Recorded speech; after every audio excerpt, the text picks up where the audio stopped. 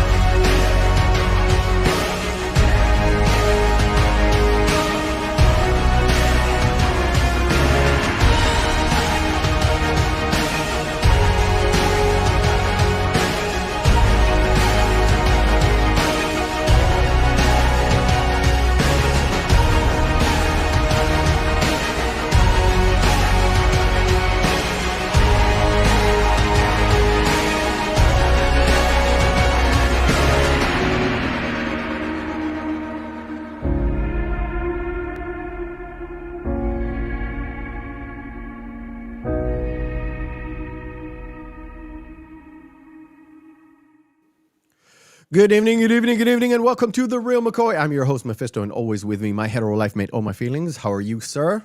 Good, how you doing, buddy? What is the Reel McCoy, you might ask? The Reel McCoy is your weekly movie podcast where we ask you to go and watch a movie, watch it, come back to us, and we break it down and then we spin it all around. Today, yes, I'm speaking fast. Today, we're going through Monty Python and the Meaning of Life, and we've got a special guest, Tom Connors. How are you doing? Hello. All right. We are continuing our Monty Python coverage for this month with the third film by the troupe. And I've watched it once this week. Actually, I watched it today this week because I put it off for reasons that we're going to touch upon later. Feelings? How many times have you watched this film that you love the most? 3. 3. Damn. Damn. All right. Tom, what you've been doing? You've been busy, so you're with us for a very short time. So we're glad to have you on. So you know what? Let's just jump in straight in, all right? With Behind the Screens. Sound production, take 2. Very professional today. Anyway, Behind the Screens is where we turn to Oh My Feelings and get the lowdown on everything behind the scenes. Take it away, dude. Okay, originally the title was a riff off of a book that several of the cast members have made by Douglas Adams called The Meaning of Life with 2 Fs. That's why in the original shot, you see the tombstone get shot with a lightning bolt, changing it from the meaning of life, from the book title to the meaning of life. All right. Do you know who came up with that title, by the way? It's from the book. No. It's Eric Idle came up with that title. Well, yes, but that... He brought it up. Yes. And him suggesting it, yes, you know, Douglas Adams and all that stuff, made it a whole theme. Never mind. Continue. Hey, I told you, I know stuff about I know, stuff. I I don't know. even have to have notes. One of the first most important things. This is the first project that Python had released that had nothing to do with the BBC in any way, shape, or form. Yep. Yep. Which is also kind of funny because this is the most Monty Python of all the Monty Python movies, and what I mean is Yes. it's like a movie of the show. It Unlike is. and now for something completely different, which was them redoing the skits. This was almost like if you take the concept of what the show is and throw it into a movie, that's what this is. Don't get me wrong, I love Life of Brian's probably my favorite of the films. And Holy Grail's great, of course, endlessly quotable. But, they have their own self-contained stories. That's what I love about this one is it feels like this movie version of the show. You get all the things that you get out of the show in this movie. But anyway, I just wanted to No. That's a perfect point because oddly, John Cleese had lamented previously that he actually wanted to have a through line where there was actually supposed to be one character that goes through all the phases as one segment to tie as a through line for all of it. But it I works don't so think that'd much. have been as good, yeah. It works so much better as, hey, this is basically a giant love letter to flying circus. One, Beth. Yeah. Do continue. Yes. Sorry. So there's a whole bunch of very varied notes here. The criminal permanent assurance, sketch was supposed to actually be just an animated short, Yes. but Gilliam convinced them to do a live action bit, and then he just kept filming, and nobody stopped him. I think Almost like its own movie in and of itself. Like it's weird. Yeah. Like the budget. if they had just released it as a short film, I bet you he'd have got Oscar nominated or something. The short itself, it ballooned to about $1 million in budget. Just the short itself. You can tell it's It's a full on movie. It's about own thing. 14 minutes long. Well, to be fair, of that, and during the segments that are included of the shots of the Crimson Permanent Assurance later in the film, it's roughly about 20% of the movie. Yes. And it only had a $9 million budget, so kind of worked out. We've got a question before I continue. Who is the most talented of the Monty Pythons? oh boy. It really depends on what you're asking about talent. When it comes to acting, probably Graham Chapman. When it comes to writing, it really depends on the type of humor. Yeah. If you go through the more, let's say the more wacky humor, that's John Cleese. If you go by the more traditional humor, it's Terry Jones and Michael Palin writing together. If we're talking about music, that's Eric Idle. So, and when you're talking about animation and how things overall look, Oh, it's Gilliam. Terry Gilliam. Thank you so much. I mean, probably between Gilliam just for the sheer talent, and then on the other side of it, probably like pound for pound, getting the most out of them, probably Eric Idle, because he can do almost everything basically. And then so between those two, I would say they're probably the most. But Cleese, like again, they all bring their own things to the table, like you were just pointing out, Mephisto. Like it is one of those teams that works because they were a team. Do continue. Feelings. So, prior to the every sperm is sacred bit, when Palin described the rubber that was on, like put the rubber on the sock, Yeah. though they had to overdub cock because they didn't want the kids to hear him use the word cock. And also the kids apparently had no idea what the song was about when they were on set. So, Obviously. yeah. Obviously. Graham Chapman was put in the role of God due to his beef with the Anglican Church. Just him? Well, they all have their own beef, but Yeah. him specifically because they wouldn't allow him and his partner to get married. Yeah. Yeah. The group actually openly, flat out refused to show Universal any dailies. any film or any actual real full written scripts. Especially Terry Gilliam. Yes. Especially Terry Gilliam. Okay. Yeah. Two other concepts were in the works while they were actually trying to work on this project. One was supposed to be a take on a World War III film. Yes. Yeah. I know. Yeah. And That was and like the original idea. Yeah, and the other one was supposed to be a take on Hamlet, where they were actually, what they were doing is they were going to the Caribbean to avoid tax evasion charges by saying they were in the Caribbean to write a Hamlet. Yeah, and film. it's the most Yeah. funny because every time they go to the Caribbean, whether it's Barbados or Jamaica, that's where they literally go there to seclude and hammer up the script. But this time around, John Cleese was almost convincing everybody to just drop it and not do a film. And in the morning, Terry Jones is like, why don't we just do this and this and this? And then Eric Idle come up with the idea of meaning of life. And then everybody started to like write, including Chapman, who was sober by then. What's interesting too is, the death of Arthur Jarrett bit. Yes. That was written for the Hamlet.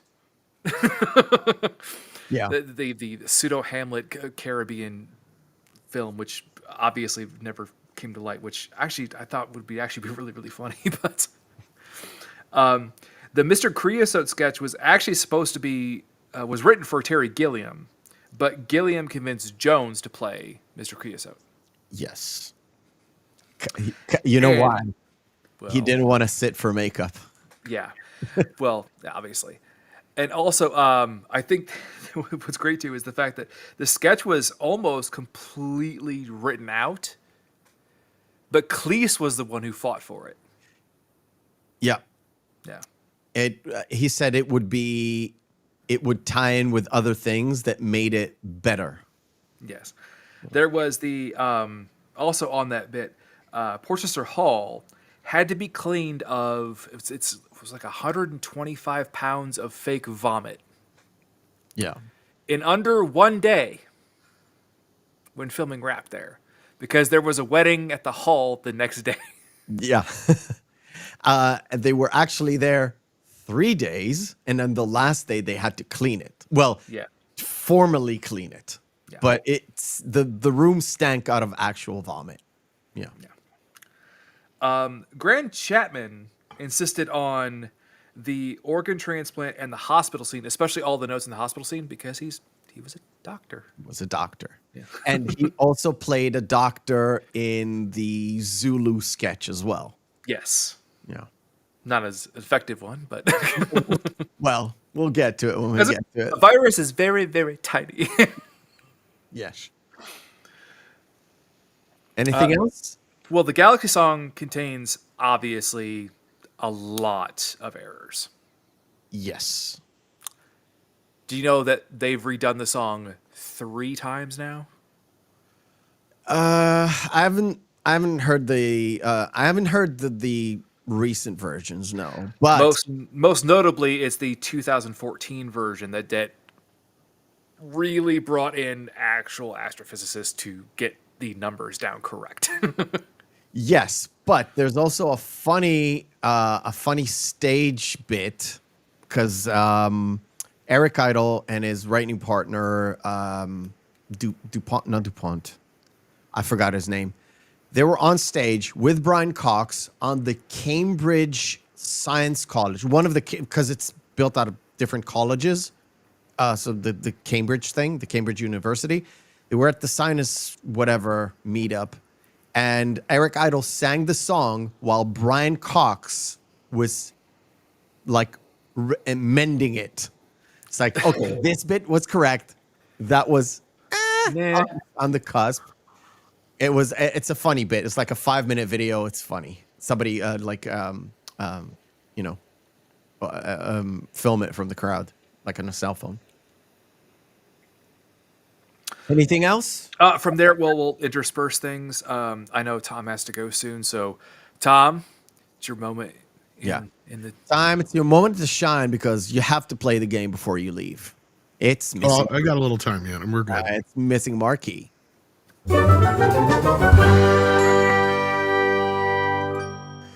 Missing marquee is where we take 10 posters of movies, have their text written off, we display them, and Tom will have to guess which movie this is. And we have got this.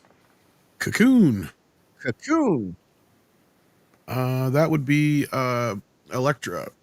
Electra. Fatal Attraction. Fatal Attraction. Firestarter.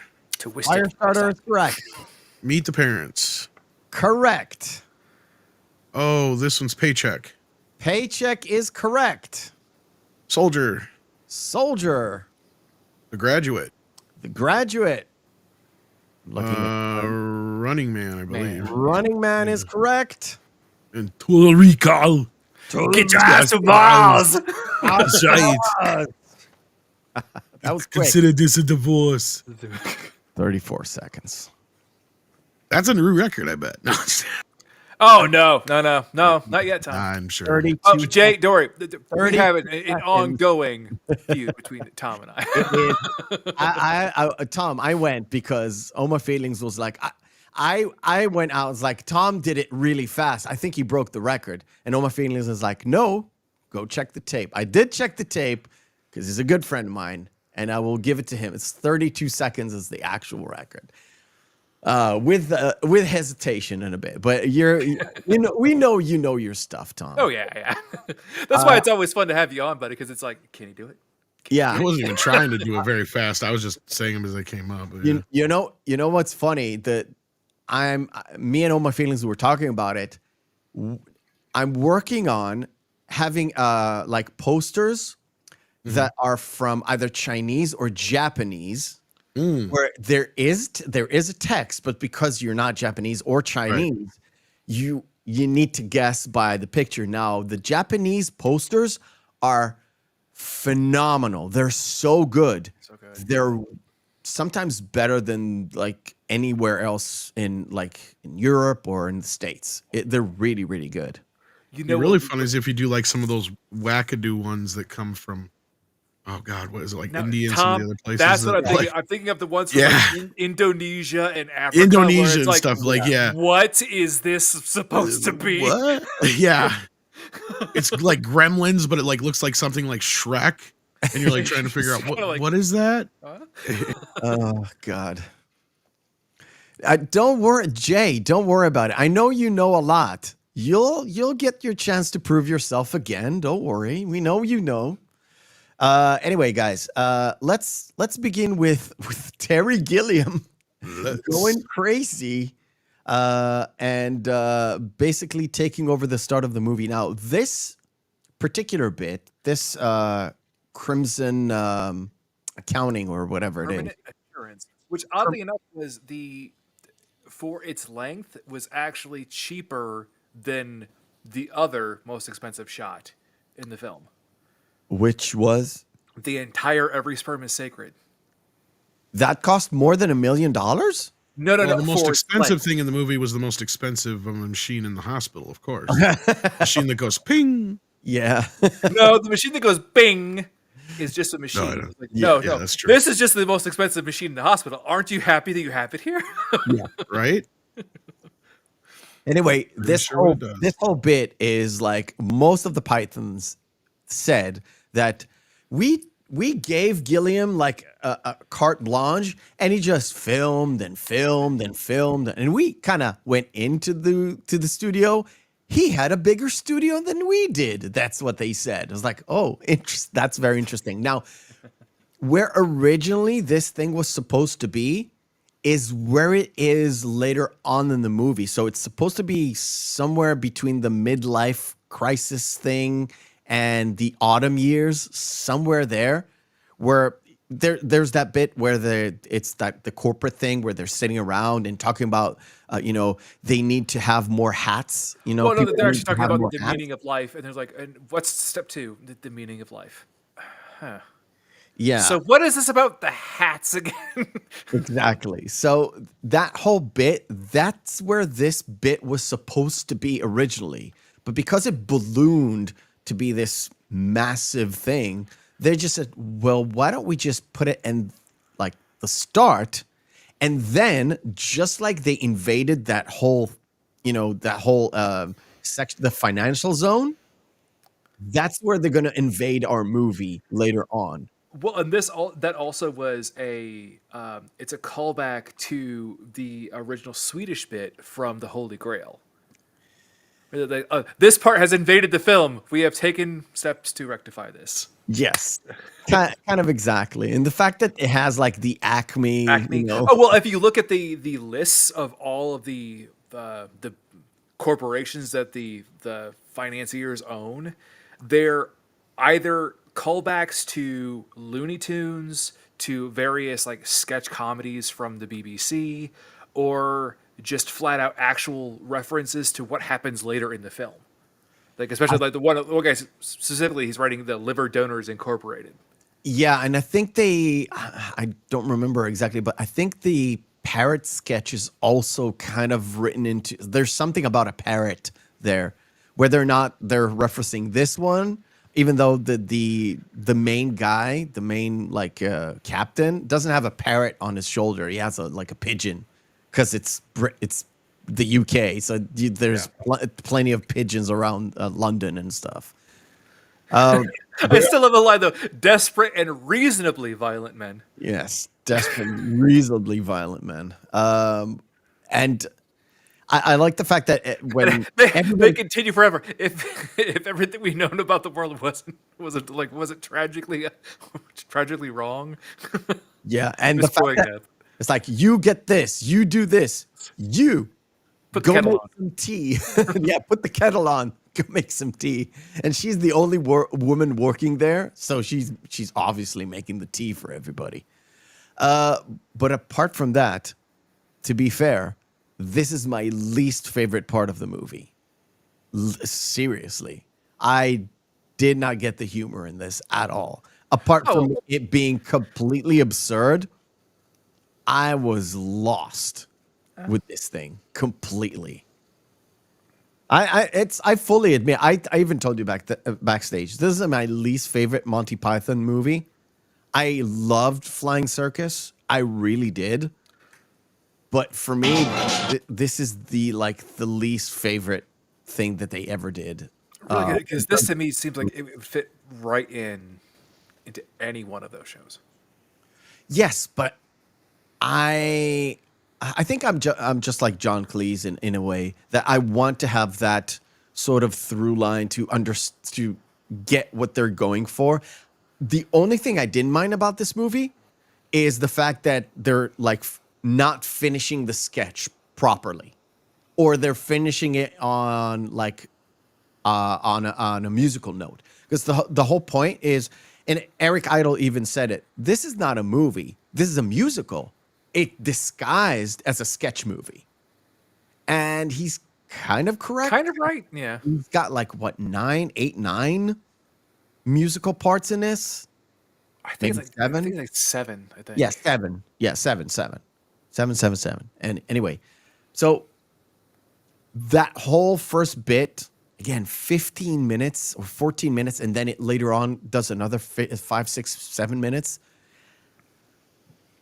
Now, do you think it would have been better if they would have put it this is the middle of the film segment, and they would have put it there instead? I have no idea. I have no idea if it would have redeemed it or not. I have no idea. All I know is it's sort of like they gave Terry Gilliam a carte blanche, and he just went a little bit overboard, pun intended. Well, they never reined him in. So.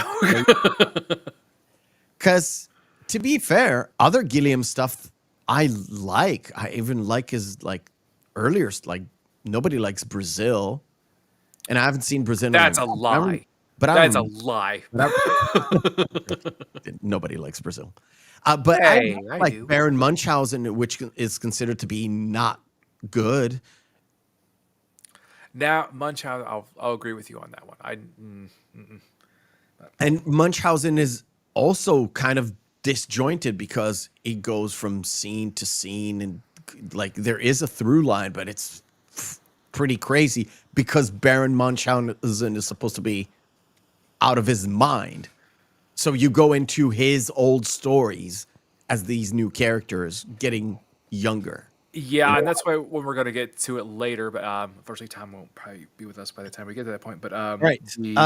The Mr. Fish scene, where after the interlude, and now for a scene from a completely different film. Yeah. Not a lot of people got that. But the movie, it's like it ends. It has credits, right? And like full on credits, and then it kind of stops. And now for a feature presentation. So they did divide it at the fact that they announced that it's going to be something different, and then they went to, oh, now the movie really begins. Yeah. And it starts off with these fucking fish. Look, it's George is being eaten. Oh yeah, that sucks. And it just. So what do you think of life? I don't know. Beats me. Yeah. And it actually starts with basically The Meaning of Life song. the Meaning of Life song, which is I like. You know what? I love most of the musical notes in this, like musical numbers in this. Yeah, this one has probably got the strongest musicals. Yeah. in it. No.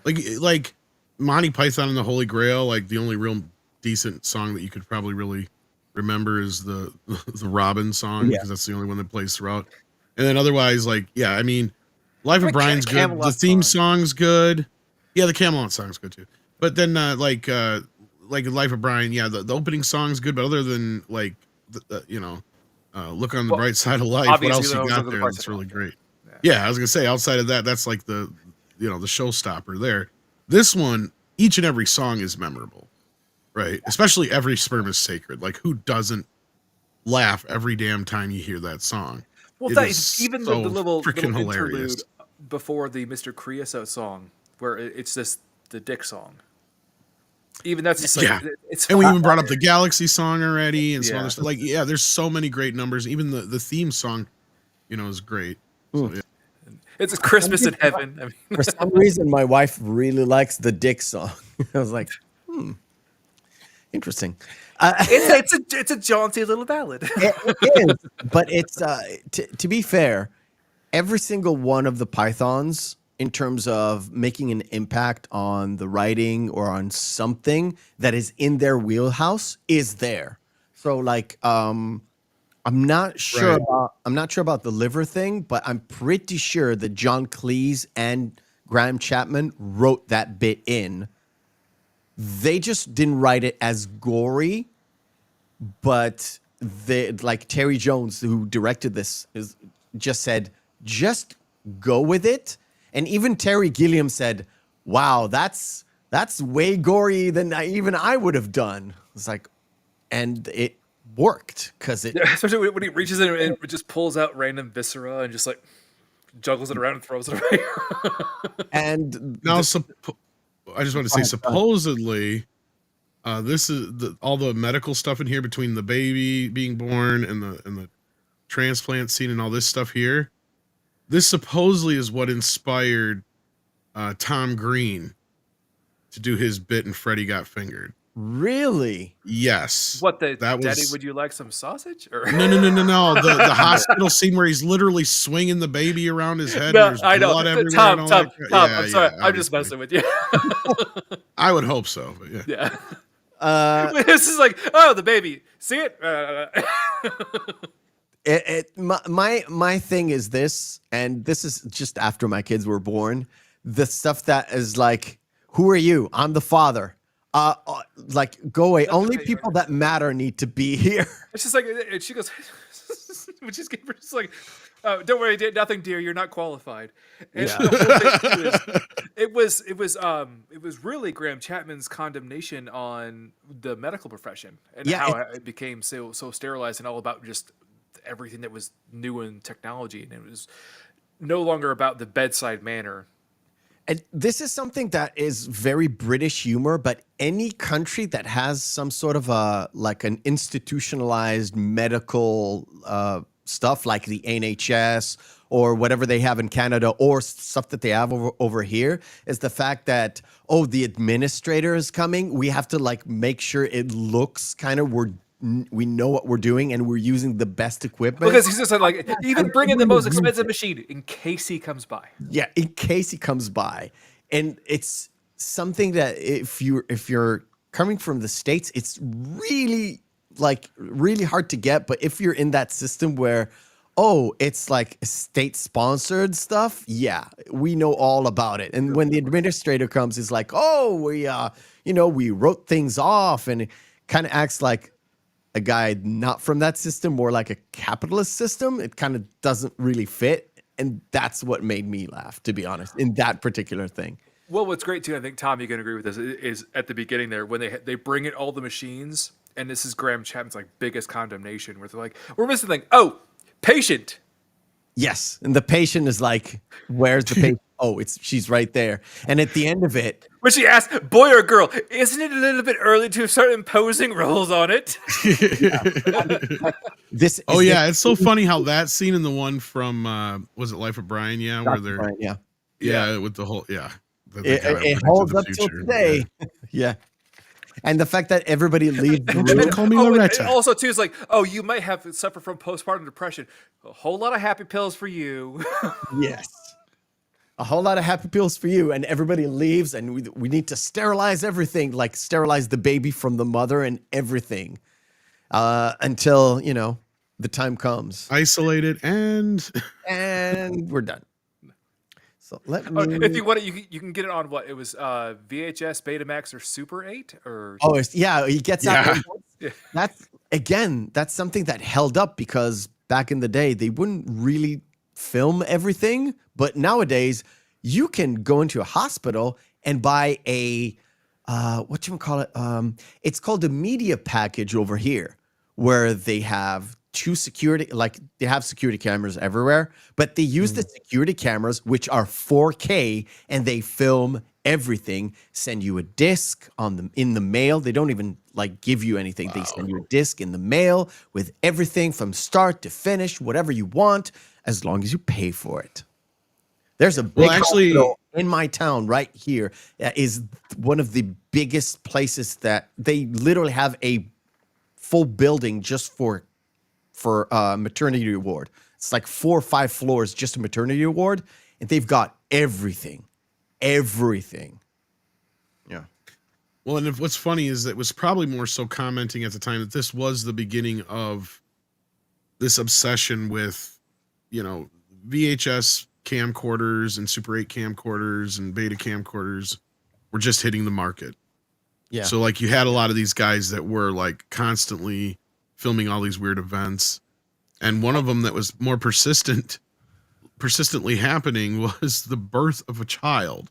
So it became this thing where oh no, they're going to show us the video of the birth of the child. And nobody ever wanted to see that shit. Right, so obviously. Everybody's dreading getting that dinner party invite from the couple that just had a new baby. It's like, oh fuck. Yeah. That was this thing for a while. So I think that's kind of more so what they're commenting on there, but it is still aged so well because of what you just said. And I didn't even know about that because technically last time I knew that was illegal. That you can't have cameras in a hospital. No, it's first. Room, It's security.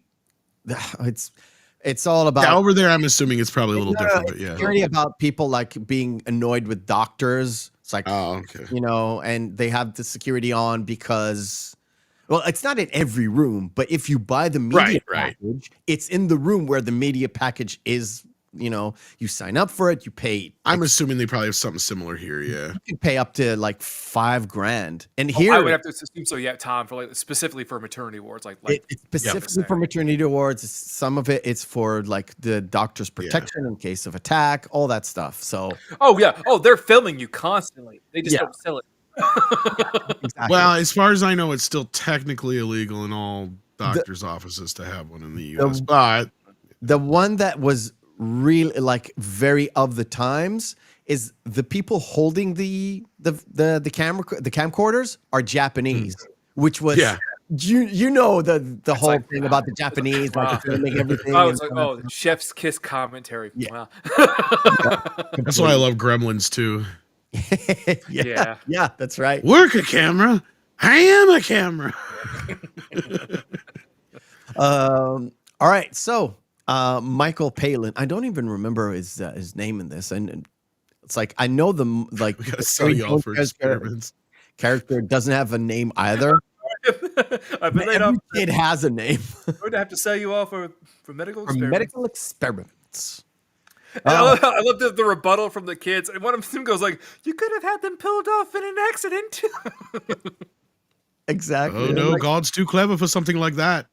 yeah, and every excuse that the kids have, because the kids are like that, they're very innocent and they're coming up with like straight and honest ideas on how to take care of this thing. And it's like, no, we wouldn't do that because God looks or the church knows or whatever it is. Yeah. Because Well, if we did that, we wouldn't be part of the fastest growing religion in the world. that made me chuckle a lot. What I love is bouncing off of that to what is it, the Protestant couple or whatever? Yeah. Where they And But the we've wife only is had so sexual desperately relations wanting it. once. Yeah. Yeah. Like, we have 2 kids. And we've only done Or it twice. two times. Yeah. And But if I wanted to, I could go walk down to the To the drugstore right now in the corner shop and get like, me a I would condom. like to buy 1 condom, and I would Yeah. like it to be a French tickler. And then her face, the face that Eric. Yeah.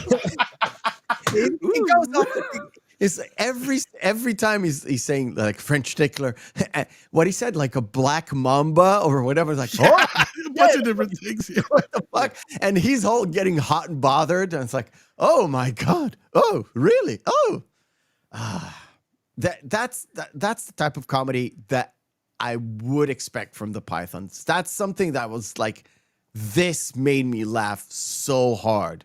It's As almost a- like, how do you take the bit that you just had and go to 11, right? This took it to 11. Like you couldn't have gone, like that was almost like the highlight of the whole show. And then now you have this little bit here that just caps it off so perfectly. But then it continues more because, like, yeah, that's the thing. I know this is like the least favorite of most people's, but it sounds like, for us, it's like a couple of us at least on the panel that it's one of our favorites. So yeah. Look, it's my least favorite one. As a whole movie, I said it to All My Feelings. As a whole movie, I don't particularly like it. Not even as a Monty Python movie. However, if you look at individual bits in it, they're really, really good. Some of them just stretch off into something that is like, you just ruined a perfectly good joke. And instead of going into your normal spiel as in cut it and just move on to the next bit, you just lingered on a little bit too much. This one was perfect because this one kind of ends. The Protestants ends the whole Catholic bit where they're have that procession of, oh, we're not going to the experiments as we're singing that stupid song. We just had a big musical number with all the nuns and the whole shebang. Just as an aside too, if you've noticed, the interludes prior to each portion has a segment of one of the songs playing before it. Yes. So again, like the walk up to this, there's actually the opening notes to Every Sperm is Sacred when he's just walking back to the home. When he sees the stork walk by, like, oh bloody hell. Well, and maybe it's because this one was always looked down upon that I always kind of held it up a little bit more. Because I'll be honest, I'll say the blasphemous thing and say that Holy Grail is the least of the bunch as far as I'm concerned. Pound for pound. Okay. Yeah, because I like it. I love it. It is a classic. It is endlessly quotable, as I just said before. But in the order that I like them, I like Life of Brian and this one almost on an even keel. And then, the Holy Grail's great, but it feels like exactly what it is. A really cheap, made, off-the-cuff kind of thing. Like they weren't even totally sure what they were doing. Life of Brian feels like a movie. Right, like they went into this actually knowing what they were doing. They're telling the story of Jesus through this other guy, and the humor lands a little bit better in my opinion. It feels a lot more fluid. And that's probably why Cleese wanted a main character for this film. But in my opinion, it didn't need it. Because to me, this is like Monty Python, the movie, the show, the movie. Yeah, see, that's what I love about it. It's more watchable to me in certain cases. Because, yeah, I mean, and yes, I agree with you. Certain bits go on a little too long. Certain bits are definitely better than others, that's for sure. But just pound for pound, this one is the most polished, best looking. Like we talked about the music and just the endless bits that are happening throughout the film. And to me, it's just a personal favorite of mine. I found myself watching it probably the most of all three of the films, to be honest with you. And that's why, Tom, when Meph and I were talking about originally starting this month, I initially told him, like, listen, you and I are going to not get along for about a good 2 weeks. Well, it's not about not getting along. It's the fact that I agree to disagree. Like I don't. It's not blasphemous to me to say the meaning of life is the best one. Like in any piece of art, you can always. But I'm say, also I like this one. This one is stupid. I love this True. one. I don't like this one, and that's why. And you know this, Tom, because you've seen it probably this morning when you got up, or if you've seen it last night, or whatever. Whatever Chris Stuckman said about Madam Web irks me in the most. Oh God, let's not even way. talk Now, about I that. don't know. I haven't seen the video, but I heard he said something. Yeah. I heard the snippet from the video, then I watched the whole video because I wanted to make sure that he's not put out of context. Whatever, I don't remember. I think it was Jay Longbone who tweeted out the snippet. It doesn't really matter. The fact that we can disagree about a movie being good or not good or a piece of art that you like or you didn't like, you can defend what you like about any piece of art. But the fact that you're like, I'm not going to cover this or I'm not going to say anything mean because people worked on this film. All right. So People work on every fucking film. people work on anything. Like people work on a sculpture. People work on a bridge. You can say that the bridge looks fucking ugly. Whatever. This has been a more modern Hollywood thing, and I've even heard this out of some people that I talk to on the inside of the industry, where it's just like they're like, oh, well, you shouldn't be so hard on it because people work so hard at this stuff, and people are. It's like, Well, I'm sorry. If No you one's say this, saying then people will the start best losing boy their did a bad jobs, and it's job. like, Sorry. no, I know, but here's the thing: is like they'll say, like, well, then certain people will start losing their jobs, and then my answer to that usually, and they hate it, is good. Yeah. Because then maybe someone more qualified will have their job, because that's what the thing I hear is about. Oh, so-and-so's freaking out because they think they're going to lose their job over the snafu. And it's like, well, maybe they should. Yeah. Maybe this snafu shouldn't have happened in the first place. It definitely shouldn't have happened in some cases I can think of. I'm not going to be specific, but like, it's like, that's the dumbest thing I've ever heard in the world, is where, and this is something I think John Cleese and the rest of the Python crew would totally agree on. Actually, they would be like, are you kidding me? Like, that's really what we're doing ourselves, is critiquing life, critiquing stupidity in the world, this politics, religion, you name it. We're taking a piss out of all that stuff to steal a British term, you know. And what were you going to say?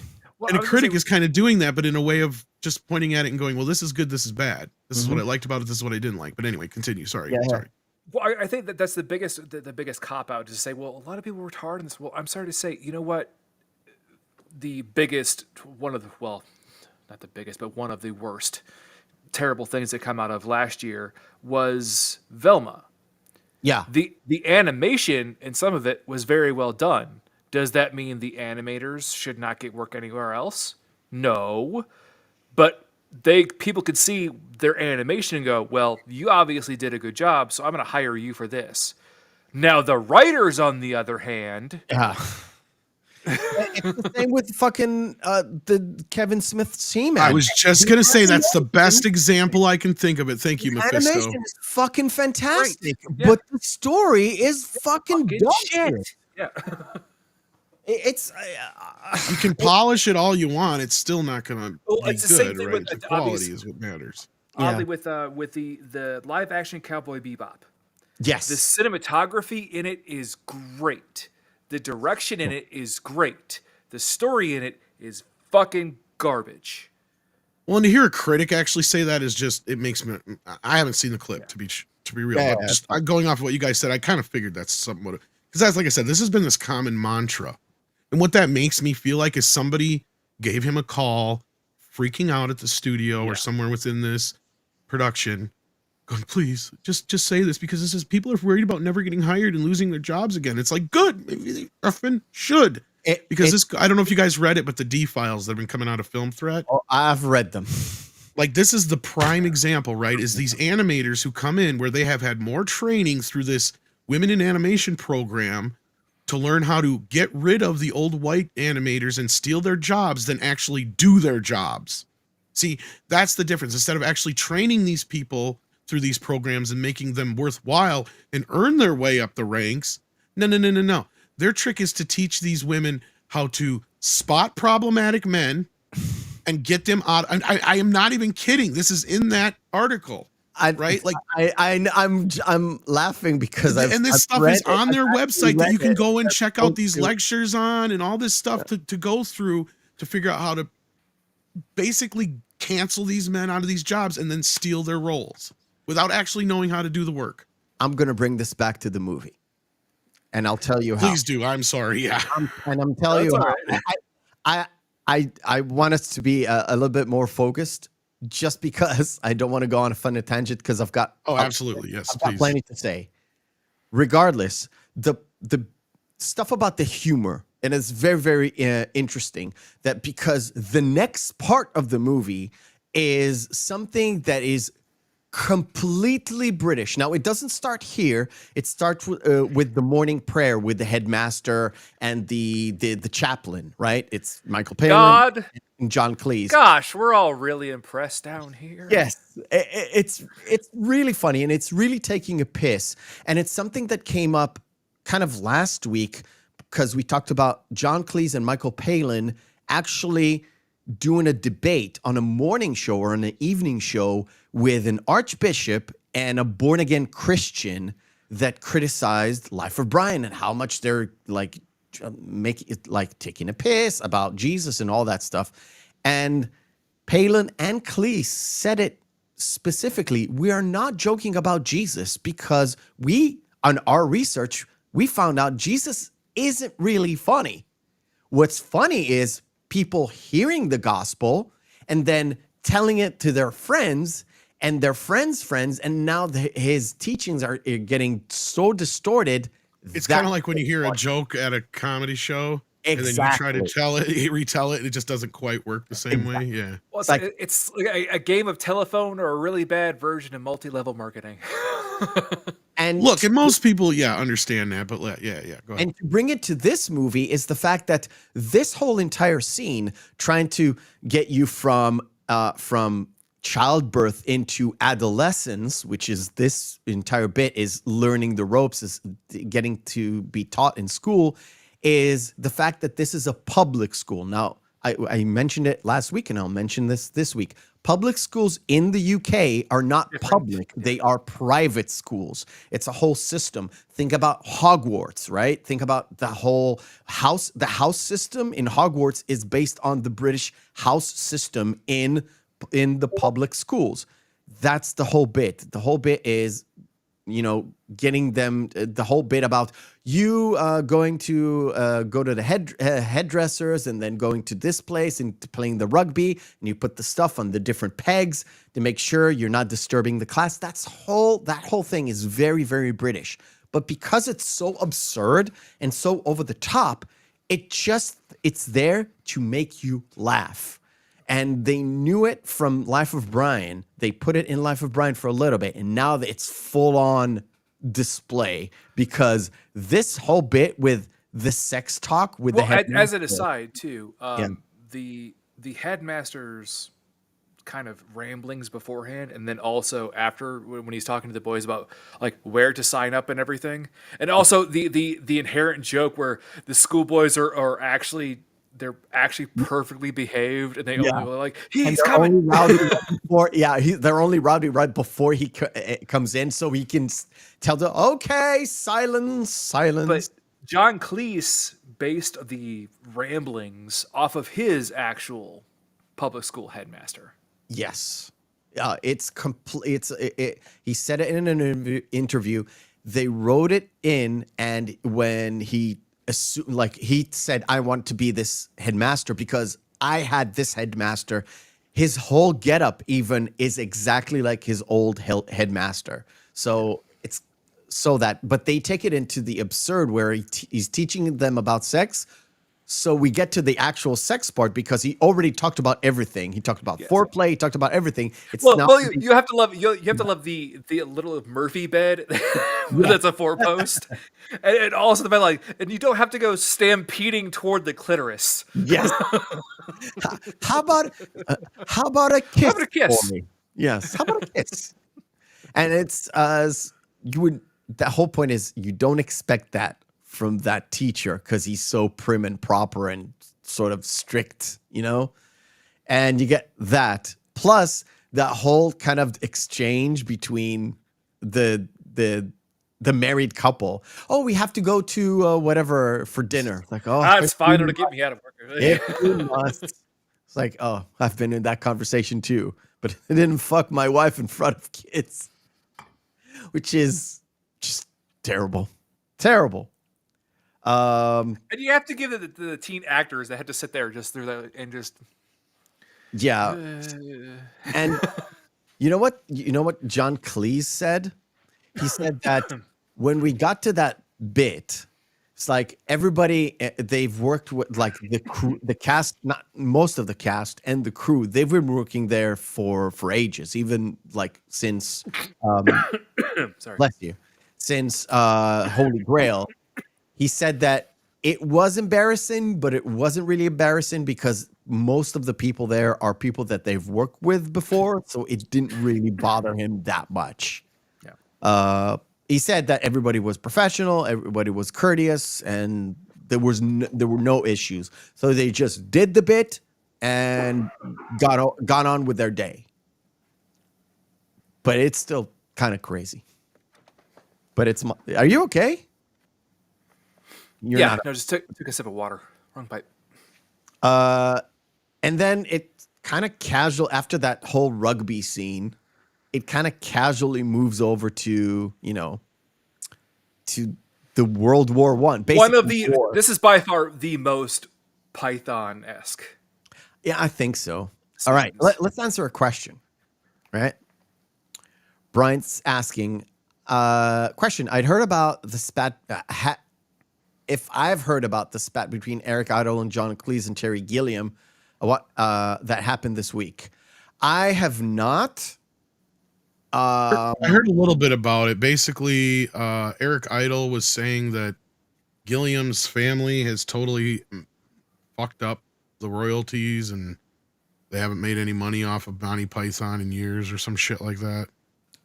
I don't know, but I will tell you this, and this is something they've said a long, long time ago. All of the cast, all of the Pythons really didn't know each other outside of being Pythons. Even when they were working on Flying Circus, they were not going to each other's dinners. They didn't ask about the personal life. They just, if they were together, it's for work purposes, like writing or coming up with ideas or something like that. That's why it took them so long to actually finish a film or finish writing a script, or finish writing a show. They did not, they were not interested in each other's lives whatsoever. Terry Jones and Michael Palin used to write together a lot, so they met each other more, but otherwise they didn't go to any special couples dinner with their wives or anything. It seems like you're thinking them as a one cohesive group. They were never a one cohesive group. But that's really their idea. Even going to do Spam-A-Lot, Eric Idle was like, I don't know if these guys are going to say yes. Every single one of them said, go right ahead. Just do your thing. That's why I would think with that, though, even though it is part of the Monty Python kind of oeuvre overall, I think that Idle actually owns the rights to Spam-A-Lot, though. Yes, because he owns all the songs. Yeah. Yeah. So he claims he hasn't made any killing. He is Like Idol says he hasn't made any money off of Spam-A-Lot or anything like that. Yeah. Oh wow, that's I don't really know. surprising. I have no idea, but it's not like they're missing any money. Yeah, I don't know the intricacies of it all. I'm sure there's 2 or 3 sides to this whole story, but he went like on a mad rampage on social media about it, I guess. Yeah. Well, Eric Idle and John Cleese never saw eye to eye politically as well. Yeah, that was the other thing is somebody's like, well, when's the last time have you seen like John Cleese or something like that? And he's like, it's been X amount of years. And they're like, oh, that's too bad. It's like, no, it's not. He's like, Yeah, they don't like it seems like they like each other. It's not really, really. Even if they did It's like as if they're show, acting. stage show a long time ago, like when they were old, when Terry Jones was still alive as well. They liked it. They did it in the O2, which is a massive, like a football stadium, basically. They did the one show just because the most fun that they said that the most fun they ever did was doing the tour in the United States of their sketch show, but on stage, which culminated in the Hollywood Bowl, which to me, the best thing that caught on film that we still have today, if you include the TV show, if you include everything, the Hollywood Bowl is my favorite thing to watch out of everything, because it's not only it's a sketch show, but it moves from sketch to sketch to sketch to animated to sketch to there's not a lot of downtime. It's like fun. It just ramps up all the time, and it culminates in the lumberjack song, and then telling everybody to piss off, right? And that's the most piece of Monty Python that I love. And it's fucking free on YouTube as well. I'll just let everybody in on a little secret, or actually something that's not really a secret. Okay. Comedians are probably the most pettiest people on the planet next to women in a group. I would say next to also very musicians. Competitive. And musicians. Well, musicians at least even probably get along. Because see, the thing with them as a musician is it depends. If it's like somebody who like certain like a singer will not like certain other singers, right? Yeah. But like it's a little different with musicians because then you can work with a guitarist, you can work with somebody else who doesn't do the same thing you do. In comedy, they see each other as a threat. It's kind of like with women. Like I said, if you see somebody who's better looking than you, they're instantly a threat, right? Like it's the same thing in comedy. As soon as somebody's funnier than you, they're instantly a threat. So yeah, these people, I'm not surprised hearing stories they didn't get along. It's not like it's the same thing with Saturday Night Live and a lot of these other places. I mean, the only time I've ever heard of any group like this or crew getting along would be like SCTV or like the oh God, I just forgot the boys. Actually, the whitest kid you know, they got along. Guys like that, like smaller groups that were already together before. They got UCB, especially like the first like group of UCB. Yeah, but other than that, like stuff like Saturday Night Live and Living Color, these shows that were like culminated of comedians. Oh, Living Color was cutthroat. Exactly, like SNL was bad. Yeah. Everybody hated Jim Carrey because thing on that show and he was white. Well, that's just it. It's so competitive that the best people, the top ringers, always get the best or the most time, and you got to compete for that time, right? Yeah. It's the same thing at clubs. It's the same thing anywhere else. So even though a lot of these people know each other in their personal lives sometimes and have good camaraderie, it doesn't necessarily mean they like each other. And I want to answer Bryant from what I saw. Graham Chapman he had a lot of talents, but most of them got wasted away because he was drinking a lot until a certain point, of course. He was drinking a lot, and he was enjoying the late 70s, early 80s gay life, which was sex and drugs. Even though he had a partner, he was with a different person probably every single night or every other night. It was what they did. It's like he enjoyed that life. He did a few things here and there to pay the bills, but otherwise, he wasn't really interested in anything other than Python. So, and by the time it came to like mid 80s, he was already sick. He hid the fact that he had cancer way before everybody knew he had cancer.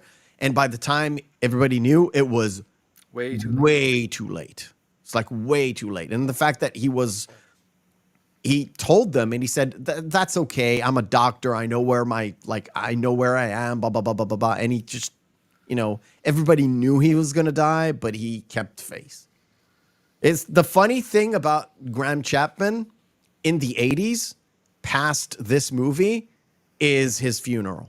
If you've seen it, if you haven't seen it, it's on YouTube, all of it. It's like 45 minutes of speeches about him, and they're like funny, sad, funny, sad. Sad. What the fuck did you just say? That's funny, sad. It's also, one of the best funerals of any guy ever. I would say, as an aside, Lemmy's. Yeah, Because Lemmy's was on YouTube forever. Because they have these people giving these like road stories, and everyone's laughing and chuckling, and then someone tells some really endearing story that everyone's bawling. So, war. Yeah. This is why Monty Python is quintessentially British. It's the fact that they're in a war. By the way, they did this for about 3 or 4 days of shooting, and John Cleese was pretty miffed that he had to be there laying down in the mud. He said his knees were completely shot because he was like 42, 43 at this point. He was like, I'm not meant to do this, like laying in the dirt like this for 3 days to do this shoot. And the whole point is it's a British officer getting presents from his troop. And they all got him the same present because they didn't coordinate correctly. And by the time they wanted to read the greeting card, The car like, sorry, it's covered in blood, sir. yeah. So he wanted to like charge into the Germans, and they were like, "But sir, he wrote this thing, and now he got shot. I can't." It's just like, you've hurt his feelings, sir. And that's where the comedy comes from. Yes. But again, it's one of those things where it started off kind of Saved weird, his and then rations for 6 weeks. Do you know how hard it is to melt butter in negative 15-degree temperatures? And this is how I wanted it to end, because at the end he wants to like charge, but everybody's like dead, and that's the time to like switch over to the next skit. It moves over to a mini skit about a guy telling us how great the army is. And if I'm wrong, may God strike me dead. And the God strike me dead. And then it goes to a sergeant major's like, "What? You've never seen God strike someone down before?" But the fact that it is like the Terry Gilliam finger of God thing that they've used countless times in anywhere else, which is great. It's awesome. But it's stayed within the army, and it has this absurd. In a way, they kind of have. It's a callback to Life of Brian. It's a callback to. I think they did kind of the same thing in and now for something completely different. They had a similar type of skit, with Graham Chapman being the drill sergeant. But it's kind of the overall theme where it's like, oh well, okay, go on your way. Yeah, it was Mr. Cheeky in Life of Brian. We were like, no, they said I was supposed to go. They're going to send me off to an island. Yeah, it's the fact that he wants. Are you too good for like going up and down the square? Marching up and down the square. Yeah. If you have anything special to do, it's like, and if like actually, I'd like to spend time with my wife and kids. Well, off you go then. And the fact that everybody would. Well, I'm playing piano. Well, I suppose you'd like to practice. Yeah. Well, off you go then. Playing the piano. Suppose the rest you'd like to go to the cinema. Fine, off you go then. And then he just marches up and down the square, and it moves to a different thing. And that's the beauty of it. That's what was good about this whole thing. It's just moving from skit to skit to skit to skit. And they have a through line about the army, but it's not the same. It's different facets, and it's, like I said, very British, very UK. It moves on to the Zulu fight, which I love the first half of it. The first half, the tiger bit, I hated will the agree next with you. That's one I have to skip at near the end of it, because also that scene's very uncomfortable to watch, especially when John Cleese is doing the kind of dressing down of trying to figure out what's happening with this man and the two men in the tiger costume. Yeah. Because the reason why they had to keep jumping back and forth is because John Cleese had food poisoning when they shot the scene, so he kept having to run off screen to vomit. Well, to be fair, both Palin and Idol, who were in that suit, they had to take it off after about 10 minutes because they were sweating profusely, and they had to cool off and then go back in the suit to shoot a few more, because it was too much. And it wasn't like they weren't in Africa when they did it, but it was still hot. It's hot, yeah. Yeah. What's just as a fun aside, Michael Caine is in that scene as one of the extras. Really? Yeah. It's so crazy because he is in the movie Zulu, yeah. It was based on. He asked to be in it. Really? Yeah. Really interesting. I'm going to move forward a little bit. Now, I think it's this part where it's in the middle of the movie, and they announce it. It's not really the middle of the movie. But it's the middle of the ish. Roughly. Actual film itself, yes. But it goes into something that they've talked about. They talked about when you saw the pic. I'll put it up. They talked about this. A fishy. Ooh. Freaking modern art is this right here. This. And that's what John Cleese was like. I wish we would have actually, and Terry Gilliam too was like, I wish we would have actually kind of explained this more, because it was supposed to be more of a subversive scene. But like when you have a weird dream that you kind of vaguely remember, and you're like, what the fuck was that? That's what was supposed to be the lead into this. The whole point is that they were going to do these dream sequences. Yes. Between sort of like between part one and part two, it was supposed to be some sort of a dream sequence, and then moving to the next one. And this is the only dream sequence that actually made it through, because they thought it was funny, and Terry Gilliam loved this. Well, and also too, this was they were actually able to repurpose one of the unused costumes from Time Bandits in this. Which one? The elephant. I haven't seen Time Bandits in such a long time. That's why I wanted to cover it. That's why we're talking about it next week. Yeah. But yeah, when I saw this for the very first time, I was like, that's not funny. Like, it's not making me laugh. It's sort of like, okay, I get it. They want to use the fish again. I didn't understand. I know what it is. It's just a stupid dream sequence to serve as a transition to the next bit, in order to for you to have, they even said it, they wanted you to have a respite from the funny bits, because why not? That's why it was supposed to be on between every single part. It's it just dragged on for too long. Plus Terry Gilliam stole about 20 minutes of it, 20 minutes of the movie. So they just couldn't do it. It was just too much at a certain point. And it moves on to, I think, my least favorite skit, maybe. It's the American sitting down at a restaurant. Oh, the opening of this one. I actually kind of enjoyed this at the beginning. And I can see how it gets a little bit grating on the nerves, because it starts with it's the beginning of part 4. This is one that kind of makes people grossed out, but I kind of always found it funny as a kid.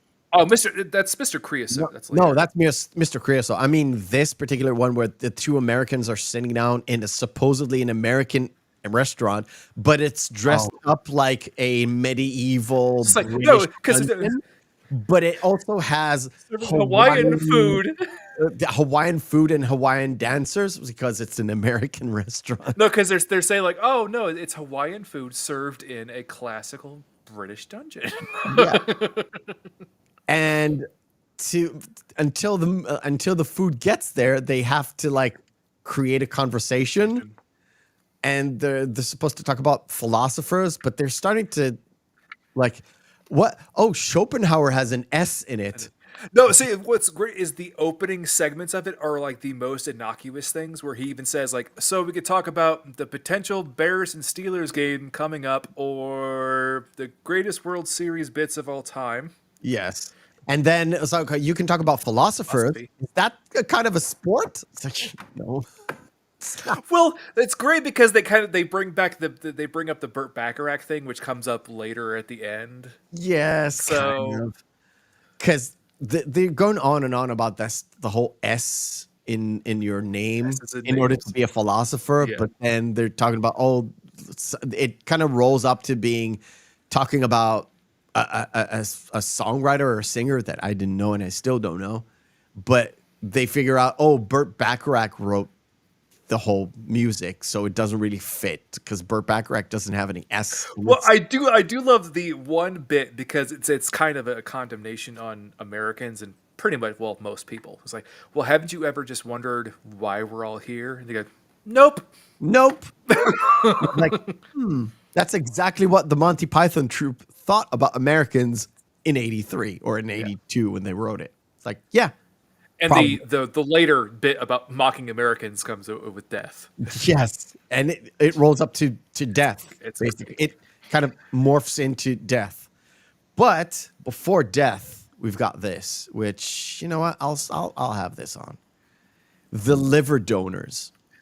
Now, Terry Gilliam, who is the liver donor, is supposed to be a Jewish Rastafarian in this. Well, wait. Hitler. One thing I do have to say is they do have one good through line with this, with the fish. Yes. Yeah. Because they did before the part 4 when the couple come in, they have them go like, are they ever going to say anything about the meaning of life? I don't think so. And the philosophy of the meaning of life, and all of them go, what? What? Yeah. They have those fish as a sort of pseudo what they were going for with the dream thing, but in a different kind of way. And they use that. Well, Plus, this was they utilized part 4 as a segment to part 5, which was live organ transplant, because it would be such a stark contrast to just have that as part 4. So they needed a segue to lead into it. And it's kind of crazy because Simon Pegg was interviewed for whatever documentary that they did. And when they reached this part, Simon Pegg said, well, this was way more gory than I would have thought to put in any of my films. And it's like, that's interesting coming from Simon Pegg. Have you seen any of your films? He said that, that's it was super gruesome. And he didn't mean this particular part. He meant the fact that there's a moment where it's like the wife kind of realizes that the husband is going to die. So John Cleese is putting the moves on her. Yeah. And in the background, all the room is filling with blood. Yeah. Right? And this is probably like this, and the setup to the Galaxy song is probably one of my favorite bits in this entire movie. Just because I love that line where he says, "No worries, no one who's had that liver taken from us has ever survived." Yeah. That's literally what they said before they stick the knife in him. Well, there's like, a cup of tea. I thought you'd never ask. Exactly. And then that whole bit about the Galaxy song, which to me, I love the Galaxy song. I really do. I really, really do. Yeah, it's good. even if you hate this movie, you can say, okay, well, the Galaxy bit. It's a very catchy song. The soundtrack stands on its own for the most part. For sure. And like I said, if you look at it from top down, it's like this whole Galaxy song is to try to convince the woman to give up her liver because at the end it was like, you're gonna So go. it's All very right. insignificant, doesn't it? Yeah. So we have you live in. All right, you talked me into it. It's like, what? Hello. But yeah, the Yes, one thing and did I belt it out every single time I watched it this week, Meth? You goddamn bet your ass I did. Oh, dude, I was singing it. I was singing it all week, and I only watched the movie today because I know the song. I told you, just to prepare for this entire month and the other films, I've seen at least 4 different documentaries. One that has nothing to do with any of the movies, like they're about their lives, about whatever they did, and literally there's like I said, a video with Eric Idle and Brian Cox on stage singing this song, and Brian Cox correcting all the mistakes. Like, that's a fun bit to do. They even had Eric Idle work with Brian Cox because of that song. They have a video that they did for the O2 show where Brian Cox is literally chastising Eric Idle for that song. And then what's the other one in the wheelchair that died?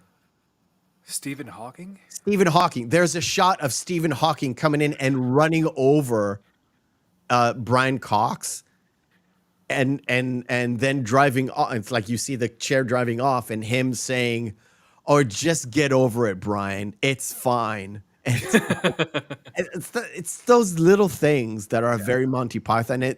They literally went to Stephen Hawking and shot parts of his face in order to have him basically in that little snippet of video that was used as a transition to do the song on stage. It's a fun bit. That's why this song was in my head in the past couple of weeks. Literally. Well, I was gonna say, why don't we pause right here? Sure. I know Tom has to go real soon, so why don't we do our next segment? Yeah. All right. Thank you for this lovely transition. We'll do Street Fighter. Oh, not Street Fighter. Screen Fighter. Round 1. Fight. I completely forgot that I need to actually press the button to make it work. Yeah. Screen Fighter is where we take two movies, pit them together, and see which one is the best one. If there's no discernible difference between the two, both of them are good, both of them are bad, we fall into our criteria, which is Friday evening, Saturday evening, for out with the boys, out with the girls, out with their significant other, 2 movies in a vacuum. Which one will we pop in? Don't Mess with the Zohan or Big? Easy one for me because I actually hate Don't Mess with the Zohan. Okay. Yeah. Big. Penny Marshall. I mean, Feelings? big. I mean, come on. Yeah, just because Big, I mean, even if it was Happy Gilmore, I'd still pick Big. To be honest, That would be at least more of an interesting argument, though, Tom. I love the movie. Exactly. It'd be a little more of a debate, yeah. Yeah, I love the movie. It's ridiculous. I would never pick Zohan over Big ever in my life. I just like the Big poster. And this is what I was talking about, Tom. There are some great posters that I've never seen before. That looks like Mondo art there, actually. Yeah. Come on, work with me. Flick chart. Here we go. Ooh, I've never seen Priest, so automatically I got to go Turner and Hooch, but I have a feeling I'd probably pick Turner and Hooch anyway. You know what's weird? I've seen Priest last Saturday with my wife and a friend of hers because her friend never watched Priest. It's a terrible fucking movie. However, it's a great, just a throwaway popcorn movie about vampires. If you didn't know it was based upon any comic book or any like crazy novel or anything, you would think they took Dread and dressed it up as a vampire movie. It's Dread.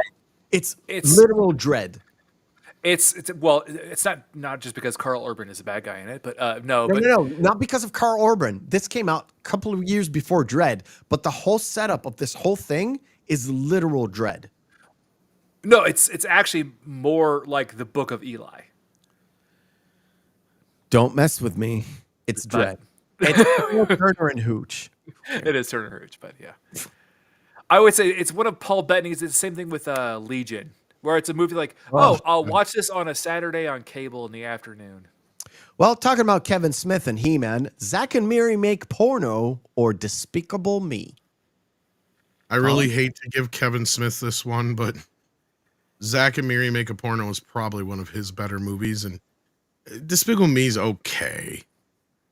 All right. So I'm going to have to lean into Zack and Miri on this one. Although these are two very odd films to pair up. It is that's what you get with this website. Feelings? I will also have to go with Zack and Miri Make a Porno because it's actually kind of a fun movie, and in the end, it's like, oh, okay, a little heartwarming in the end. Despicable Me, it's fun, but it's again. You know what the film best that I parts really about do. Zack and Miri Make a Porno? I didn't like Seth Rogen in it, and I didn't like what's her face in it. Elizabeth Banks? The other cast. Oh yeah, especially like the one who's actually a porn star. It's like, oh wow, you did great in this movie. Are way better. Katie Morgan, which is a porn star, and she's dumb as fuck, is way funnier than Seth Rogen in this movie. Yeah. Plus, you get Justin Long and is it Brian Routh?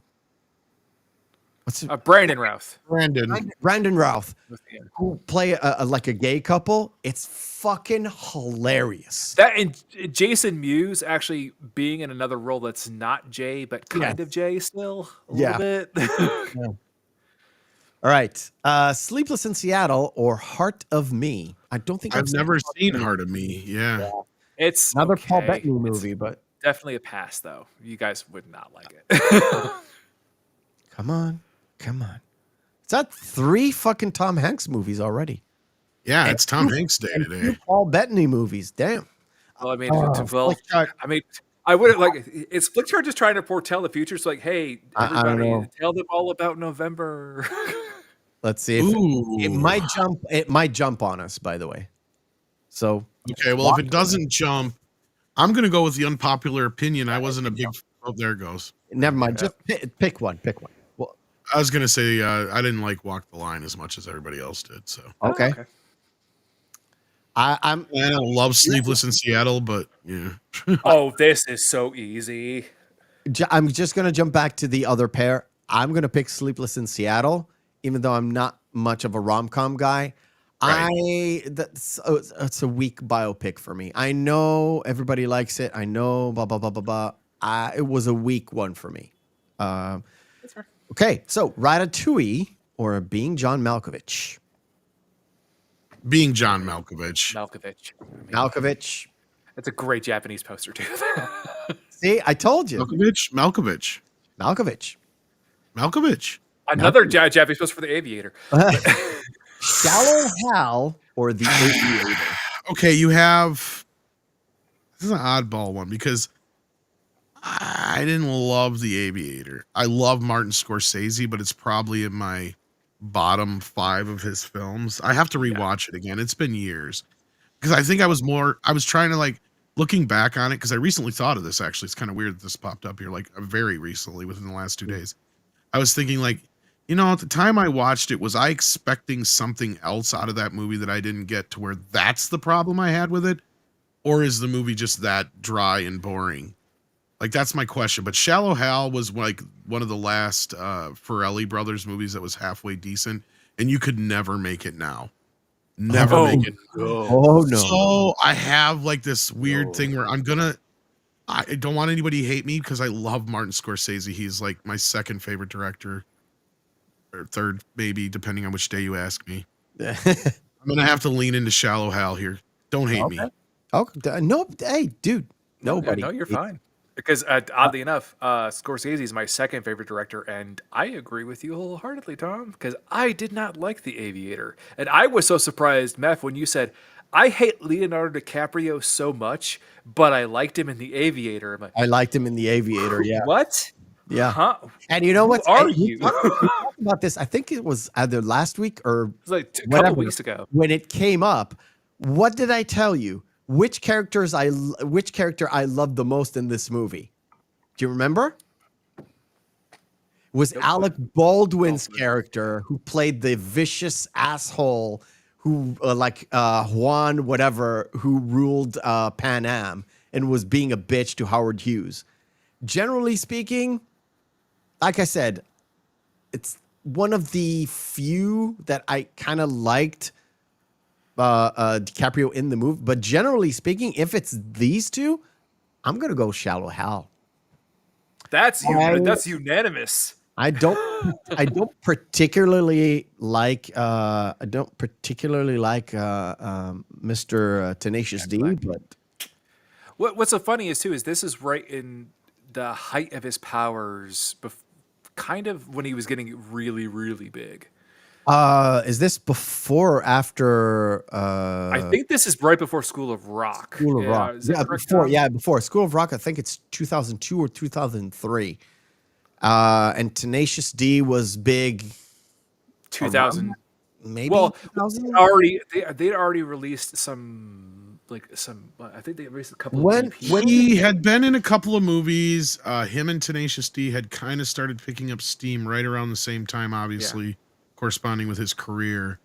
And then, yeah, it all kind of coalesced just like a perfect storm 'Cause they between did the height of Tenacious D and School of Rock all about the same time. What was the big role before this was High Fidelity for Jack Black. That was his breakout one. I mean, he had been a cable guy. He was in Waterworld.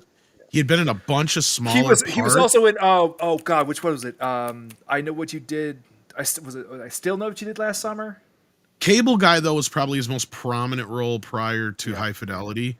But that movie, of course, failed miserably at the box office. And When was Foo Fighters Learn to Fly? Because him and the other dude from Tenacious D were in that video clip.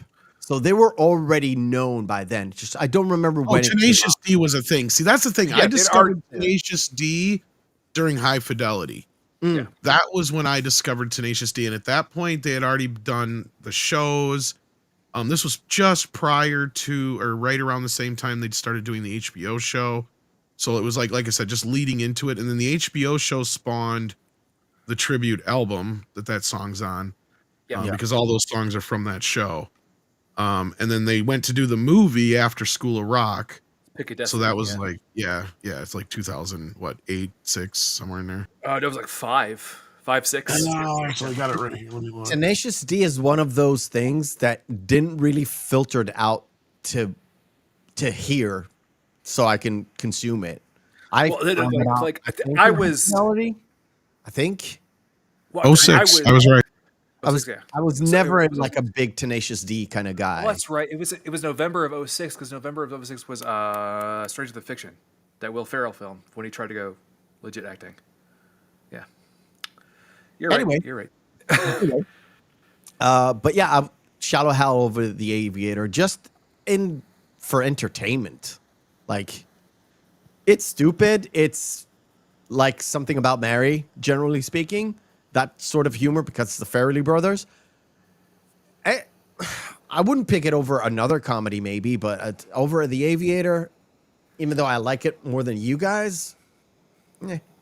Anyway, next is The Autumn Years, and you know what's coming. It's, I think, the most well-known skit. Yeah, this is the one I meant earlier. Yeah. Sorry, I got them flip-flop. Because I've seen this movie in like the last year, but it's been a few months. Oh, shit. But before the course. so we do have the Dick song as the gentle interlude into what we're gonna see next. Let me just set it up. Ugh. I hate this sometimes. Because I kind of skipped over the fact that the whole Paul's right. The short film kind of encroaches into the actual film, right? Yes. Yeah. Where you got this bit. entire like with the hat. Oh yeah, with Kinda the mentioned it before. Crimson Permanent Assurance. Yes. Yeah. And then they kind of the short movie invades the actual feature length movie. So it comes into this, and they have the same kind of fight, just the extended version. And then, of course, it goes into the Mr. Creosote, where it's there we go. Isn't it nice to have a penis? Isn't it frightfully good to have a dong? Yeah. Again, it's one of those number pieces that I mean, we could do it, but I think YouTube might actually flag us for that. No. Well, to be honest, after this weekend, you never know what they're gonna fucking flag you for, but whatever. And it moves on to the most disgusting. But Mr. Creosote, how are you doing today, sir? Better. Yeah, Better get a bucket. I'm gonna throw up. It kind of reminded me of Stand By Me. Kind of. They used the same rigging system as Stand By Me movie. Yes. But they used it before Stand By Me, which was 86, I think. 86, 85, something like that. And this whole bit is about gluttony, to be honest. Right? I would say. And the fact that the wafer thin mint. It's only wafer thin. It's the one that sets everything off.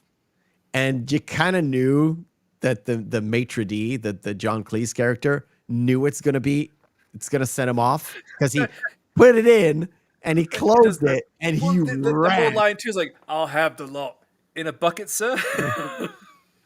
Yeah, and don't skim on the eggs. It's like, oh, make sure you on the pate. No, we would never ever skim. I'll make sure you have a double portion. A double. It seems I have trodden in Monsieur's bucket. Yeah. Oh dear. And can we get that hose? Yeah, hose. Now this is John Cleese does the best French because the Eric Idle French is not as good. No. But then also the fact that like it's more about they're mocking the opulence that is inherent in these sort of situations, and the fact that like this gluttonous fucking monster can't even enjoy it. Yeah. And the fact that the pineapple is there, he was supposed to eat the pineapple like whole. And they said, well, that's just too gross. Yeah. And they just gave it up and just put it on the table as a reminder. It was supposed to be like a pineapple pie or something like that. Well, it's also a condemnation of the posh British society with the other people around there. When one like gags a little bit, it's like, really, Franklin. And the lady goes, "We have to go. I'm actually having a rather heavy period." Yeah. So we have that whole point with Gaston kind of follow me. I'm going to show you the meaning of life. Oh no! You have to talk about the poem. The poem? The cleaning lady's entire rant. Oh, it's a poem. Okay, And it rhymes. Know it was a poem. Yeah, and the fact that she worked like in all the famous libraries in the world, like in Madrid and in Paris and there and this and that, and I know all of it. At least I don't work for Jews. Like. And the camera turns away and goes, I'm so sorry. I had no idea we had a racist working here. Yeah, I didn't know we had a racist here. And then, of course, Eric Gaston leading them to that entire walkway. He kind of saves the scene. It's like, oh, don't leave because we just had a racist rant. Don't worry. I'm going to show you the meaning of life. And he just, it's like, follow me. Come here.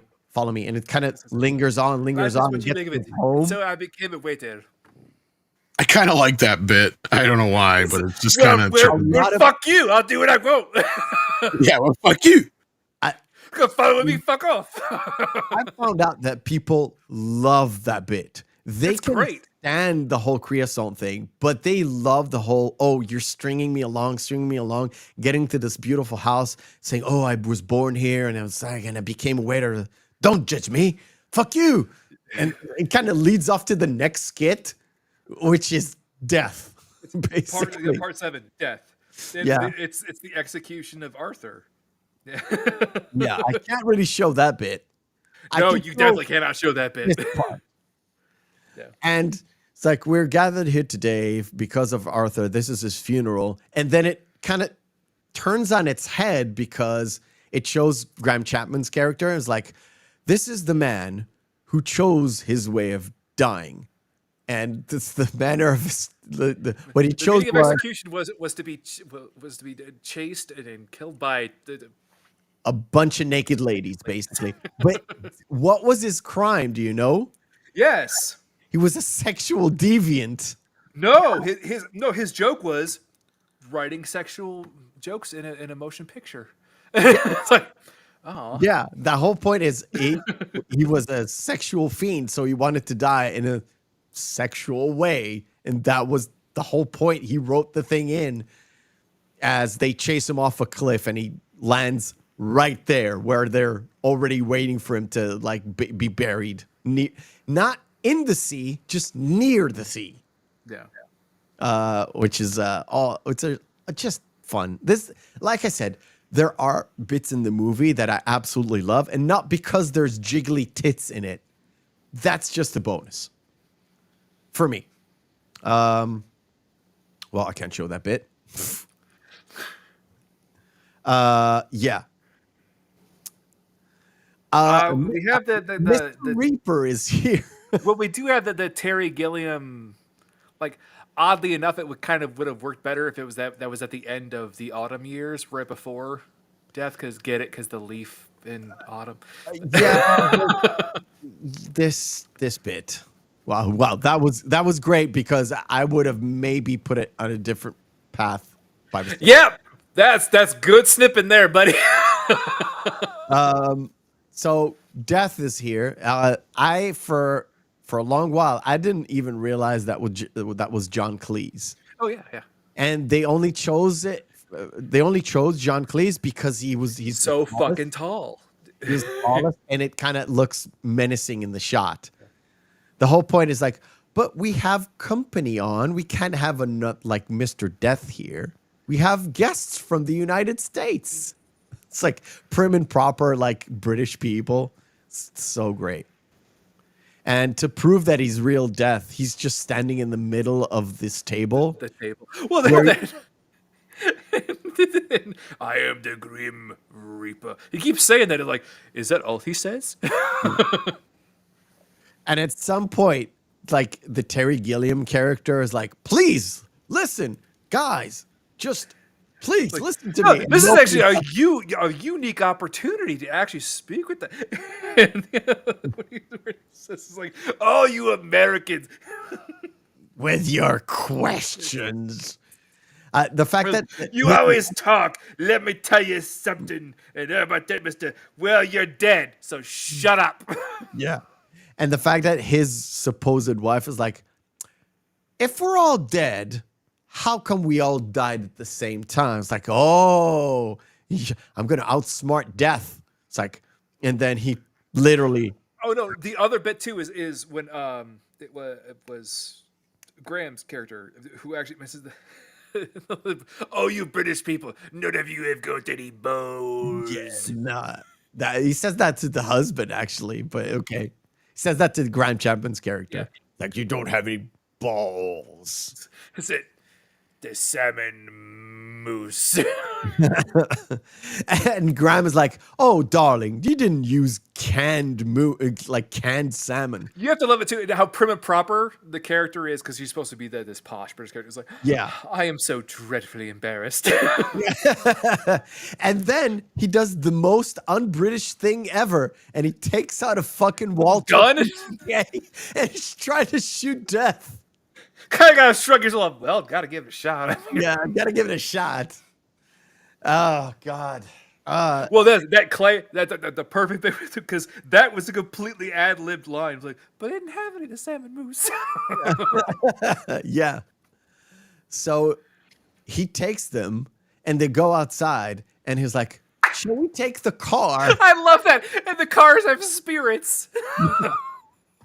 Where is it? Where is it? Well, we'll put it here, I guess.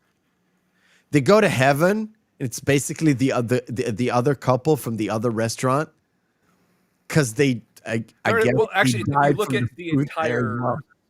the entire, Yeah, the entire dining cast audience, is there. Yeah. they're all there. Yeah. But I like that the first characters you meet is the couple characters there. from the skit that I didn't like. Oh, and Happy Christmas. Wait, it's Christmas? Well, it's Christmas every day here. Yeah, and to me that's American. Now I have to pick and choose here because there are flying titties all over the place. Even though they're not real, No, obviously. they're not real, But this, Chapman's hairdo and the teeth and everything. the teeth and everything. Oh, chef's kiss. This is to me like this is And like a lounge you. singer in Vegas kind of type deal, right? He's always totally fucking Burt Bacharach or Liberace. Yeah, exactly. It's a lounge singer from Vegas, something that I might actually get to watch, but never mind. But the Christmas song to me is the least. It's the weakest from all the songs. It's not bad. It's actually pretty nice, but it's the least fun, I would say. It's the more straightforward kind of a song rather than being just fun and stupid, which I like, which is Eric Idle. Because he has a Christmas song that says "fuck Christmas." Yes. Yeah. So I don't know. I don't know. I kind of disagree with that because I just like the self-referential joking and the callbacks to all the different skits throughout, and even the bit where the Virgin Mary gets put through. Yeah. And they have the three wise men and what's like the latest video games. Yeah. And I was like, I've totally forgot they even said that, and I heard it like, oh, and this is 83. Yeah. And this is very, very relevant. But yeah, okay. And then we got the end of the movie where they're literally telling us to piss off. Just go away. And now we're going to show a bunch of gratuitous pictures of penises because it's the only way we can get you to come to the cinema anymore. And again, for the time that it came out, the whole bit was very super relevant for today. And then it just cuts away to the Flying Circus song, which is kind of ties everything together because they kind of knew it's the last movie that they're going to make. Well, no, it ties it to the Galaxy song at the after that, a couple of bits, and then what it ends up before they go into the credits in the Galaxy song, they have that thing on TV, which is the Flying Circus song, right? yeah, And they show the original promo of Flying Circus. Yeah, Exactly. It literally ties in everything around because what they were saying is we're kind of done. And this is our last hurrah. This is the last thing we're going to do. And then we're done. And it's also the oddest thing too, is the first person to interact and actually touch death was Chapman. And he was the first of the Pythons to pass. Well, yeah. Yes. Well, I didn't even think about it, but yeah. Anyway, and you know what's crazy? You know who didn't eat from the salmon mousse? Terry Jones. And Terry Jones went like a couple of years ago.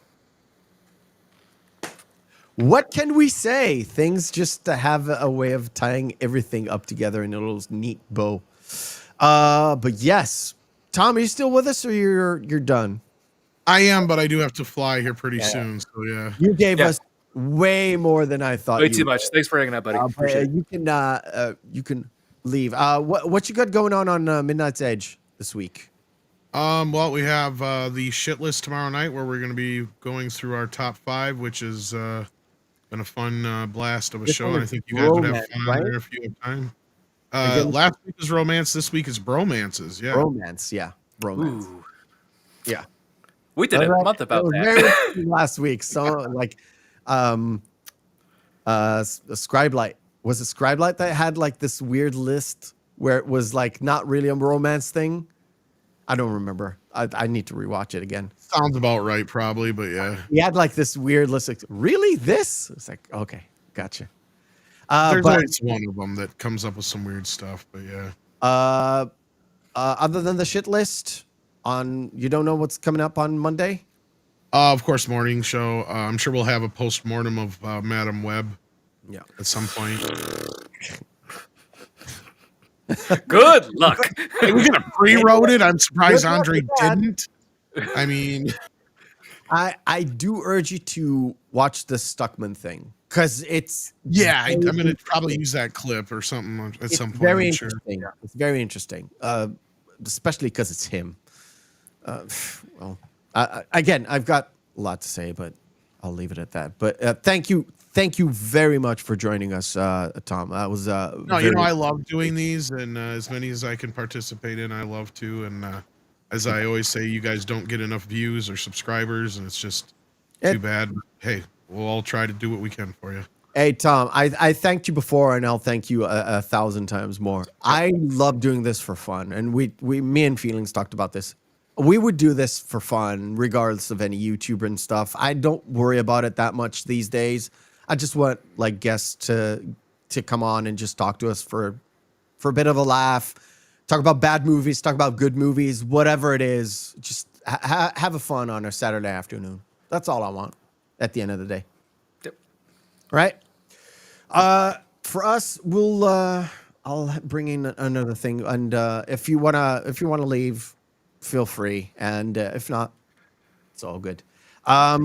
Guys out there, please stay with us as we wrap up this movie. I want to wrap up everything, Feelings. Please go ahead. Go With ahead, buddy. Holy Grail and Life of Brian, and with this one, we said plenty of things, and one of the culminations when it comes to the meaning of life itself is the fact that, yes, I think Terry Jones said it at most, like when they came to do this movie, they were like, they didn't know where to go at the end of the day. They knew what they wanted to say in terms of, they had skits. Most of these skits were pretty much roughly done. They were written down. They had about 70% of the movie, but because John Cleese was pushing for that through line and he didn't know what it was. Again, you mentioned World War III. They didn't know how to combine some of the skits into that, so they kind of left that by the wayside. And when they were like, "Oh, let's do the meaning of life or meaning of life thing," and it kind of came together. Oh, we can organize. They kind of organized everything to fit, retooled, redone, repolished, and made it through this thing that kind of progresses through life, and everyone can relate to certain points. That's why some of them hit for some people, and some of the skits hit better for other people. Yeah. Like I said, Mr. Creosote to me was funny, but at the end it was kind of weak. And for you, it hit somewhere else, and it really doesn't matter. But it all kind of ties in together because they could go to Jamaica and just hammer in this movie. They could go to somewhere else for some other movie and hammer it in. And the fact that they just said to Terry Gilliam, "Oh, just go do your thing and be happy," and it made him happy to do that thing, and they found a place for it at the beginning rather than in the middle, really tied this whole movie together in this one cohesive unit, which is basically Flying Circus, but in a movie form. Yeah, essentially. Thank you. Well, that's it for today. No. Well, Go ahead. as Go ahead. we had mentioned before, especially last week, the reason why this is my favorite is because I grew up on the Flying Circus, and watching those bits as a kid really kind of shaped my sense of humor.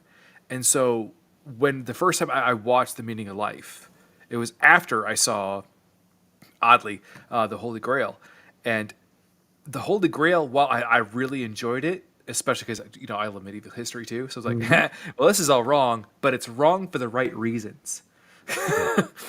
And when you see The Meaning of Life, you go, okay, they just made Flying Circus into a film. That's great. Yeah, it's like I said, there's bits and pieces that were already made that they already wrote scripts for, and it kind of coalesced into this thing. But there is a thought behind how to get from A to B to C to D and all that stuff. And it is in the vein of, we don't know how to finish a skit, so we'll just end it. Yeah. And Which yeah. that's kind of so apropos about how life itself works, where things just end. And again, John Cleese's insistence upon there being a through line character when there didn't need to be one, because the overall narrative concept is the through line. Yeah. And again, every skit had some sort of criticism on government, on religion, on things like this, which is administration of the NHS, basically the British NHS. But it kind of Yes. And again, even the shot, the superfluous cost that they were spending on material at the time. Notice the two clocks in the background showing the exact same time. instead of whatever it's supposed to be, right? Was it supposed to be like New York time and British time? Feel like yeah, GMT and EST and things like that. Like, what do you typically do? But no, they just had to have two clocks because, hey, we have two clocks. Because it's there, right? Yeah. We have the machine that goes ping. Why? Because it does ping. That's No, the hey, it says that your baby's still alive. Yes. And the fact that the thing that I kind of didn't mention, but we did mention the fact that he can't afford the kids, but he's not allowed to have a condom, whatever. And he's selling them for scientific experiments. Medical experiments. as if they were like monkeys or whatever. It's hideous, but it punches you in the face because it needs to punch you in the face. Yeah. That's why it's satire, it's dark comedy, it's all wrapped up together. But it's also a shot at the Catholic Church. But oh wait, we haven't forgot the Protestant Church, because we're gonna get you too. Yeah. And you sort of, it's like nobody's getting spared here. Nobody's getting spared here. Well, this is the reason why, if you look at modern comedy, a lot of it where there are no sacred cows when it comes to certain comedians, especially when it comes to the boys.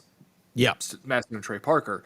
This is why they quote Monty Python as being their biggest inspiration, because there are no sacred cows when it comes to Monty Python. There's no subject that is too taboo that they can't cross. Yeah. That's the whole point, is it when we're doing a satire, when we're doing a dark comedy or something, we're trying to say something without we're criticizing something without actually saying the thing, right? That's the whole point. Mm-hmm. All right, Tom has left us, so we'll leave it at that. Right. That is it for this week. Thank you, everybody, for joining us. I'm just going to answer E. Clay Thomason in the chat. Why does everyone spend so much time talking about that stupid movie? If we're talking about Madam Web, I'm not going to even discuss it because I wasn't excited to watch it regardless, because I don't care and what I see in the web is not the movie itself, is the anti-criticism about it, which drove me crazy. That's the whole point. Well, a lot of it is really Clay. It's specifically because there is a universal pandering of the film of critics that are not taking that one step back, going, "Well, we can't criticize it because think of all of the people working on it." Now, everyone else who's criticizing it's a universally panned film. And a film prior to this that was made by Sony in the same kind of universe vein that's supposed to be was Morbius. They're saying that, wow, we kind of want Morbin time back. You don't want Morbin time back. No, they're saying like, no, we incorrectly panned this as the worst thing that could have come out of the Sony Pictures studios when it comes to the Spider-Man universe. Like, we had no idea it could get this bad. That's the whole point. We're not even discussing the movie. We're just discussing around the movie, right? I didn't watch it. I don't know feelings if you went. I've seen it. Okay. Mostly the narrative doesn't really make much sense, and a lot of it's for how big the budget was. There is no reason of the glaring flaws in that film. See, there are things where dubbing does not match actual voices. Like, it's really fucked up. It's like, oh my god, am I watching a Godzilla film? That's Madam Web, dude. Like I said, sorry. It's the anti-criticism that bothers me so much. Yeah, the anti-criticism is it's the step back where people from Sony went like, so can you guys just like not say anything, could you not? Please? Yeah, that's the thing I can't stand. Anyway, ladies and gentlemen, boys and girls in the chat, please, we talked Terry Gilliam for 3 weeks. It's time for Time Bandits. Now, the reason why Time Bandits is there is because I didn't think about Baron Munchausen. And I haven't watched Time Bandits in a long while. And usually when you go out and talk to people, there's people who hate the movie and people who love the movie. I haven't seen it in a long, long while. I think it was 1999 was the last time I've seen this movie. I don't remember what is even in the movie. So I just remember I liked it at the time. Because it's a weird movie. It's a weird movie. It's a very early Gilliam movie. So it's not like 12 Monkeys, Terry Gilliam. So it's going to be interesting because I never dived deep into that movie ever in my life. I think I saw Baron Munchausen more times than I've seen this movie for sure. So go check out Time Bandits. I think it's on Tubi, if I'm not mistaken. I think it is on Tubi for free, yeah. Yeah, I think it's on Tubi for free. And it's probably streaming somewhere. Like, I've got all of them apart from Time Bandits on Netflix, on my Netflix at least. I haven't checked like different regions. So check it out, go watch it, and come back to us and we'll discuss it. And until then, ladies and gentlemen, remember, hope is a good thing, maybe even the best of things, and no good thing ever dies. We'll see you next week.